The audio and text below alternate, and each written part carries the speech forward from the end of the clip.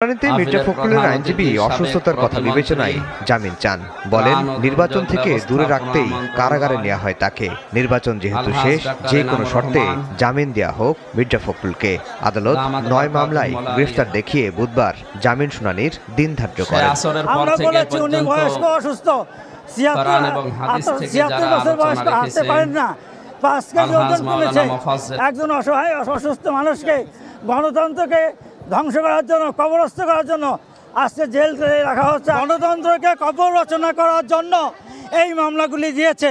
রাষ্ট্রপক্ষ বলছে, নির্বাচনের সঙ্গে মির্জা ফখরুলকে জামিন দেয়া না দেওয়ার কোনো সম্পর্ক নেই। কোনো উদ্দেশ্য প্রণোদিত হয়ে মির্জা ফখরুল ইসলাম সাহেবকে গ্রেপ্তার করা হয়নি।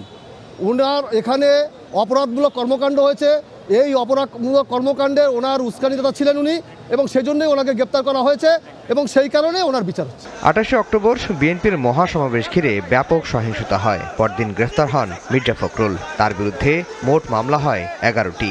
এরপর থেকে ৭২ দিন ধরে কারাগারে দলটির এই শীর্ষ নেতা। আফজাল হোসেন, সময় সংবাদ, ঢাকা।